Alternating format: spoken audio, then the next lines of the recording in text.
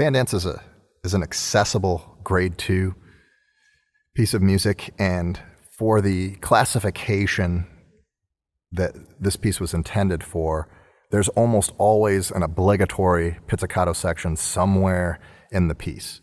And here it's measure 29, and we also get a little bit at the end.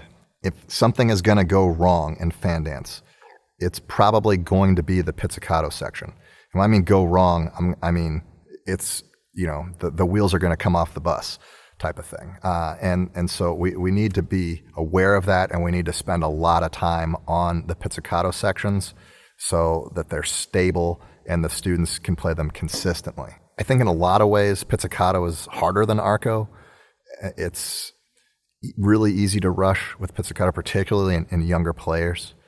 But even with younger players, we need to teach them to use the proper technique, because a lot of times the rushing occurs because the technique isn't working. Okay, we're not plucking anymore. Okay, we're not babies. We put on our big boy and big girl pants this morning, and we're going to play pizzicato, which is a technique. Okay, plucking is, we pluck Twinkle Star when we're babies. Now that we're grown up, we use real pizzicato. Pizzicato requires 3 steps. We have to grab the string, we have to pull the string back, and we have to release the string. And each note has to go through that 3-step process. If we cut out one of the steps, we rush. To practice that 3-step process, what I like to do is start with the longest rhythmic value. And in this case, it's going to be the half note.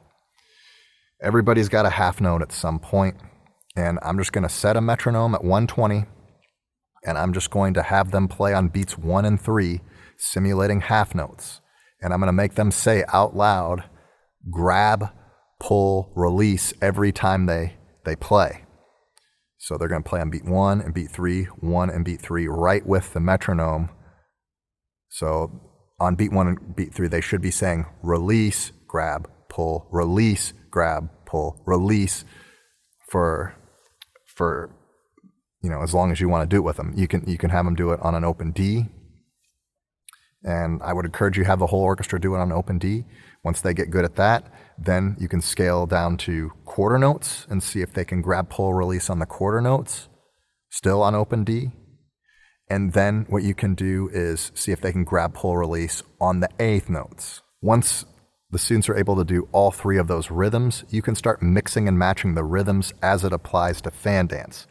So you can start with a set of 8 eighth notes, and then play your half note, 2 quarters, half note, just sort of how it occurs here. Have them play it homogeneously though. Don't have them all play independently just yet. See if everybody can do it with the correct rhythm without rushing, and then you can split it up and start adding the left hand. You want to make sure that everybody can do it consistently with the same technique and have that precision that you want in the performance. If the precision's not happening in the classroom, why do you think it would happen on stage? Okay, that when the lights are on and the pressure's on, that's not when the students rise to the occasion. At least I've never experienced that. If you have, good for you. But for me, students typically do squirrely things on stage. And so we have to over-rehearse and over-prepare so that it sounds good in the performance.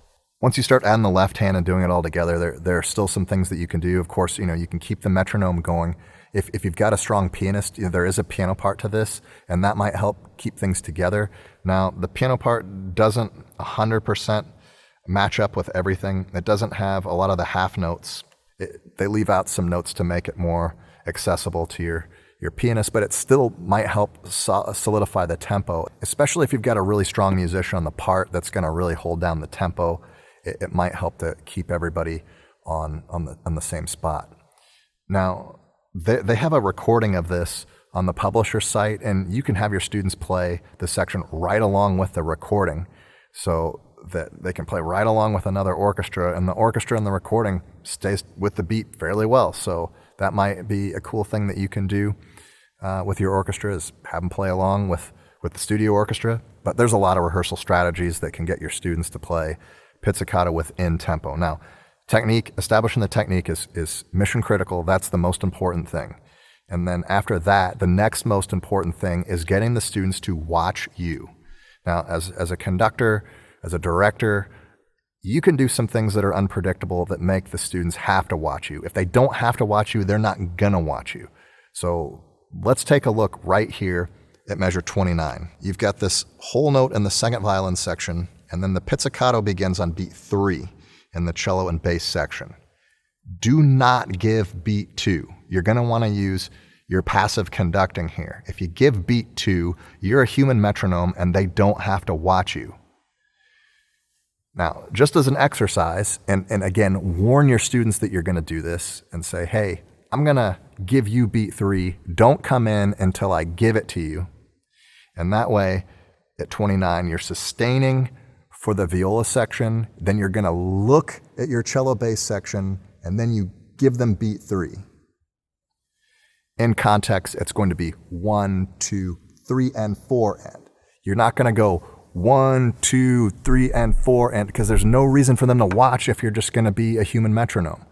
So 1, 3, and 4, and you're gonna give the cues over to the cellos and bass players. So as a rehearsal technique, you can hold out that be a little longer and make them wait until you bring them in.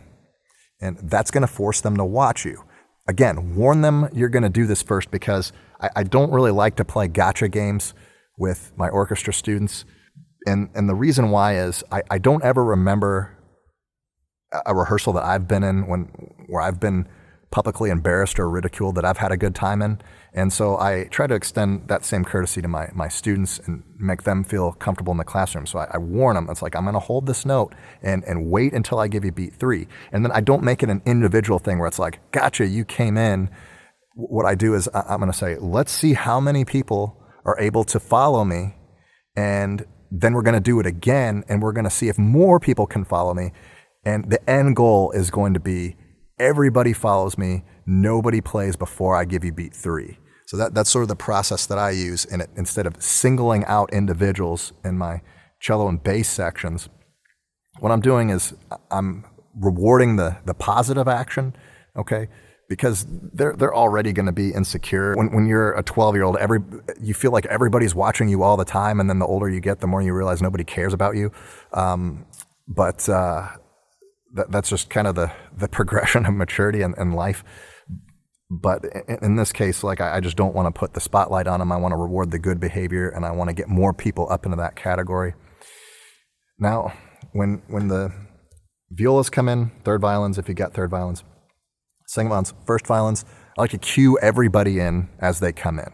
So they're right with me, and I like to have the second violins right with me, first violins right with me. So that's a good opportunity for you to use your left hand in an active way.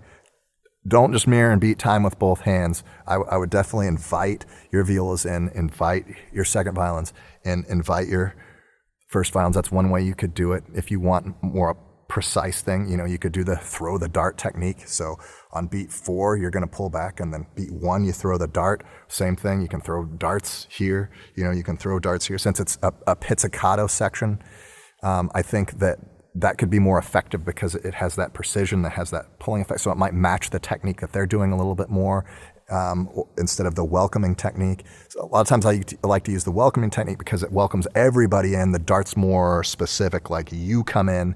A lot of times I'll use that one more for full orchestra when I'm cueing, like a trumpet player, a flute player, something like that. But experiment, figure out what works for you and what your students respond to. And I think it's good to be different. I think it's good to mix things up. You might want to do this, hold and then come in at a different tempo and see if they can follow you. Again, warm them first. You don't want this to be a surprise. You want them to be successful. But you can try it a bunch of different ways. But the end goal, again, is to get them to watch you. Main thing that I want you to really try and really give a shot is do not conduct the passive beats. So do not conduct on beat 2 here in 29. And looking on a little further, like, do not conduct beat 3 and 4 in measure 33, okay? 1, 3, 1, you don't need to give 1, 2, 3, 4. It's just unnecessary. And the more extraneous stuff that you give your musicians, the less that they're gonna watch you. As we move forward, our cellos and bass players are going to play pizzicato for quite a while. And so 34, 35, they're pizzicato, and they kind of have this repeating pattern that goes all the way until their arco at 44. Now, if we look at this pattern, there's an advantage because there's a string cross, and that the crossing of the strings usually slows them down a little bit so that they're less likely to rush in these sections. And by 36, pretty much most orchestras, even if they've kind of tanked a little bit earlier, they usually have gotten themselves back together at 36, and the stability is usually much better. Now, what you want to watch for is beat 4 to beat 1 in the cellos and bass section, because they're on the G string for both those notes. They don't have the string crossing, and so for 1, sometimes 1 can come a little early. So you want to be aware of that and make sure that you have them grab, pull, release, and so that they don't play beat 1 early when those passages occur. This is also a part of the piece where the cellos have a slightly different part than the basses. The basses have half notes. For some reason, they don't play a D. I mean, I can see why they don't want to shift up to the D so that more orchestras can play this, but they could play an open D. But instead, it's just a half note. And if they played an open D, then they would have, D to E. That would be on the same string, so it might make them rush. They might have experimented with this and said, hey, you know what? Let's just have basses play the half notes here. But it's really the only part in this where the bass players have a different part than the cellos. So again, be aware of that, particularly if you have not a big bass section or not a big cello section. They're used to, being a unit, being a team. You might want to pay attention there to make sure that they really are making the difference there and they're not just, following the leader. All right, so 63, same exact strategy in 29. Do not give beat 2. Okay, you can use the same practice strategies here. You can practice these sections back to back, and there's a lot of similarities. 67, 68, do not give beats 2 and 4.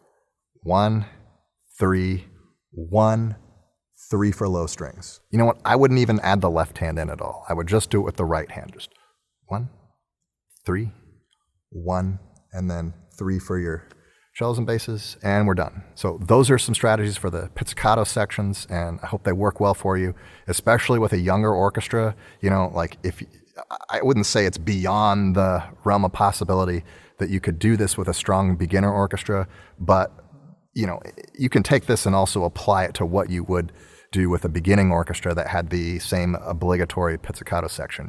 Whenever I get to those spots in the concert, I kind of just hold my breath because it's scary. The younger the students are, I would say the least consistent they are, and it's kind of terrifying sometimes. But having good practice strategies, working on the classroom, at least you can walk away saying, you know what, I gave it my best shot. I used all my best tools out of my toolbox to try to get this to happen, and we got close. It could have been a lot worse, because remember, it can always get worse. Could be worse.